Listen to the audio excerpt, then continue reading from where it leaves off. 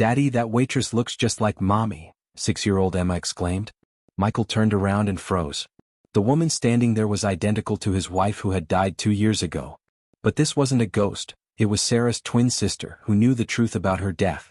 Before watching full story, comment below from where you watching. Also like and subscribe for more stories. Michael Thompson stared at his 6-year-old daughter Emma across the table of the small diner. Her innocent words had just ripped open the wound he'd been trying to heal for the past 2 years.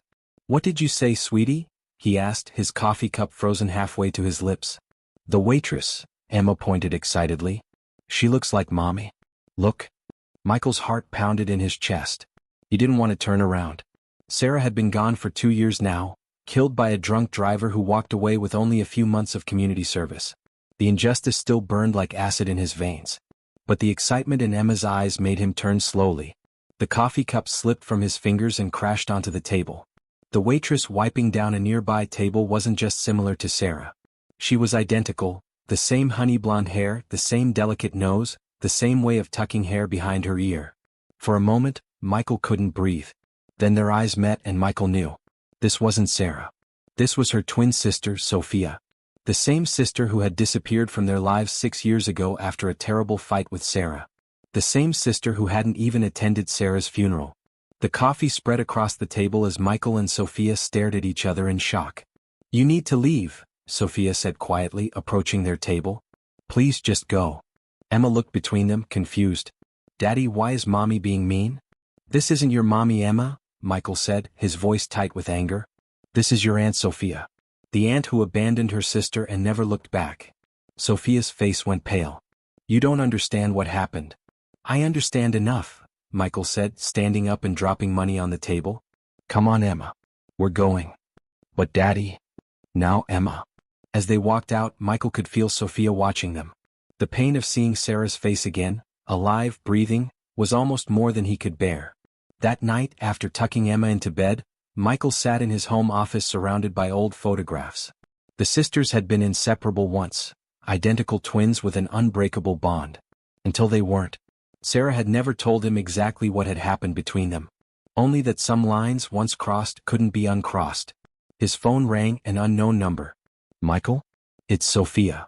He almost hung up. "Please don't hang up," she said quickly. "I know you hate me. You have every right to. But there's something you need to know about Sarah's death." Michael's grip tightened on the phone. "What about it?" "It wasn't an accident." The world seemed to tilt on its axis. "What are you talking about?" "The man who killed her, Robert Carson, it wasn't random. He was hired to do it." Michael's throat went dry. "By who?" "I've been trying to find out for 2 years. That's why I'm here. That's why I never came to the funeral. I was afraid they'd come after Emma next. I've been working undercover to find who's responsible." "Why should I believe you?" "Because I loved my sister," Sophia's voice broke. "And because I found proof. If you want to know who killed Sarah, meet me tomorrow at the old boathouse where we used to go as kids. Come alone." She hung up before he could respond. Michael couldn't sleep that night. Could Sophia be telling the truth? Or was this some elaborate lie? The next morning, after dropping Emma at school, he drove to the old boathouse by the lake. Sarah and Sophia had spent their summers there as teenagers. Sarah had taught Emma to swim there before she died. Sophia was waiting, a thick folder in her hands. "Before you say anything," she said as he approached, "look at these." Inside the folder were photographs, bank statements, and printed emails.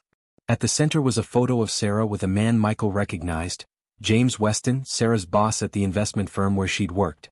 Sarah discovered that James was running a money laundering operation through the firm, Sophia explained. She had evidence and was going to turn him in. The day before she was killed, she sent me copies of everything. Michael's head spun. "Why didn't she tell me?" "She was protecting you and Emma. She thought if you didn't know anything you'd be safe." Sophia's eyes filled with tears. "We had that terrible fight years ago because I got involved with James. She tried to warn me about him, but I didn't listen. When I finally realized she was right, it was too late. We were planning to reconcile when she was killed," Michael finished, the pieces falling into place. "I've spent 2 years gathering evidence against James," Sophia said. "I finally have enough to take to the police, but I need your help." The plan was simple but dangerous. Michael would reach out to James, claiming to have found some of Sarah's old files. Meanwhile, Sophia would work with a detective who had been looking into James's activities. For the next week, Michael lived a double life, caring father by day, amateur spy by night. He met with James, pretending to know nothing while wearing a wire. "I just want to make sure these files aren't important before I throw them away," Michael said, pushing a folder across the table at the upscale restaurant James had suggested for their meeting.